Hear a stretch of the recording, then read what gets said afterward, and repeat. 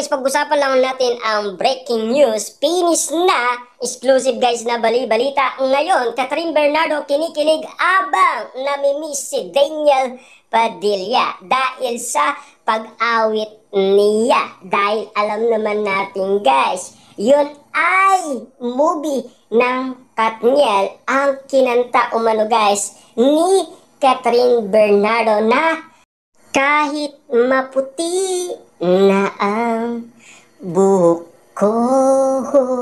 Yan kasi guys ang movie ng Katniel. Kaya nga naman guys, ang mga Dilulu fans napasigaw sa kilig at nababaliw sila sa iyawan dahil sa pag-awit umano ni Catherine Bernardo. Yung pala guys, taga-suporta ng Katniel, yung nanggigitara na isang contestant. Kaya nga naman guys, ang binigay na sample na awitin ay para kay Catherine Bernardo. Kaya nga naman guys, ang mga Dilulu fans kilig na kilig abang sumisigaw at umiiyaw. Kaya nga naman guys, no, si Daniel Padilla ay nami-miss din naman kasi si Catherine Bernardo nang dahil sa kanyang pag-awit at kinikilig umano siya. At lalong-lalong na guys, kinikilig si Catherine Bernardo habang pinagmamasdan ng karamihan nang dahil umano sa tugtog dahil sa movie ng Katniel na alam naman natin kasi guys, may nararamdaman pa rin si Catherine Bernardo kay Daniel Padilla. Alos nga naman kasi guys lahat ng kaganapan sa PGT Season 7 dahil nandoon si Catherine Bernardo, alos Daniel Padilla guys ang napapag-usapan at Catherine Bernardo. Hindi ba kayo nagugulat at nagtataka? Puro Daniel Padilla at Catherine Bernardo ang patama. Ibig sabihin guys, abang sila ay pinag-uusapan, palakas ng palakas pa rin guys ang Katniel. Posibleng magkaroon sila guys ng love team. Kaya nga naman kasi guys, binalik ang throwback na movie at teleserye ng Katniel. Kasi guys, marami pa rin naniniwala kasi kina Daniel Padilla at Catherine Bernardo.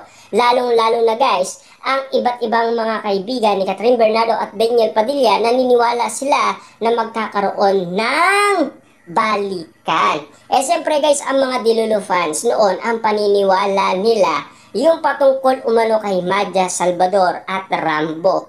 Matagal daw silang nagkaiwalay, pero nagkabalikan din, pero kinasal din at nagkaroon din ng anak. Lalong-lalo na guys, ninang pa si Catherine Bernardo at si Papa P sa anak ni Madja Salvador. Noon kasi guys, spotted sila sa iisang sasakyan, si Papa P at Catherine Bernardo. Na alam naman natin kasi guys, crush na crush din naman ni Catherine Bernardo si Papa P.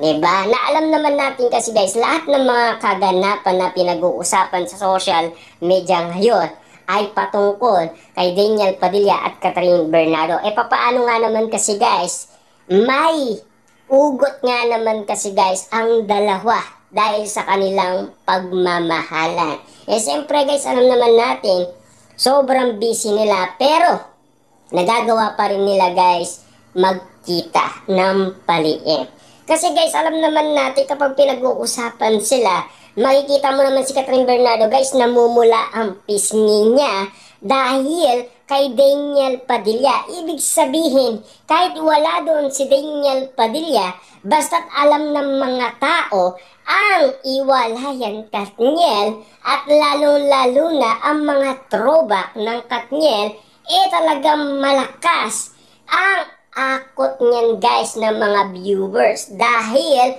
kapansin-pansin kasi guys na uulit-ulitin yan ng mga Dilulu fans dahil sila ay kinilig umano dahil sa kaganapan sa pag-awit ni Catherine Bernardo dahil siya ay kilig na kilig abang inaawit ang kung maputi na ang buhok ko. Yan kasi guys ang awitin. Kaya nga naman guys, kapansin-pansin, hindi na tayo guys pwedeng magtaka at magulat pa sa lahat ng mga kaganapan ngayon ay patungkol kay Daniel Padilla at Catherine Bernardo. Simula nga naman kasi guys sumali ang iba't ibang mga taong contestant doon na mga tagahanga din naman ni Catherine Bernardo at Daniel Padilla. Kaya nga naman guys, napapag-usapan silang dalawa. At lalong-lalo na kasi guys, pinapanood din naman kasi ang mga movie ng Katniel. Hanggang ngayon, siyempre guys, may throwback, di ba? Hanggang ngayon, kilig na kilig pa rin ang maraming tao. Kaya nga naman guys, ang ABS-CBN kumilos na. Nagpa-throwback guys. At lalong-lalo na guys, spotted pa si Daniel Padilla at Catherine Bernardo nang dahil sa throwback na movie at teleserye ng Katniel. Eh siyempre guys, after ng hiwalayan, may throwback ang ABS-CBN. Kailangan guys, may permission sina Catherine Bernardo at Daniel Padilla, di ba?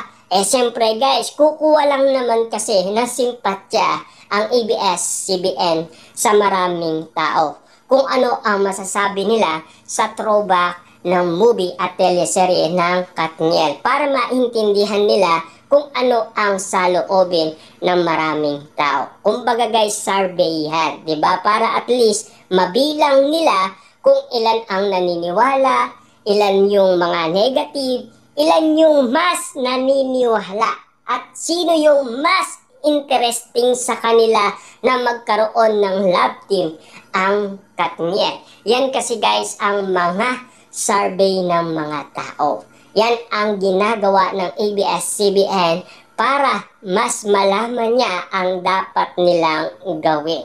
Para at least guys, yung mga pinaniniwalaan nila, yun din mga tao. Kasi guys, ganito yan, no? Nangyari na yan sa Kat din. Ganito naman guys ang issue ng mga tao. Kaya nga naman guys, mabilis ang survey at paniniwala ng GMA Network at ang ABS-CBN.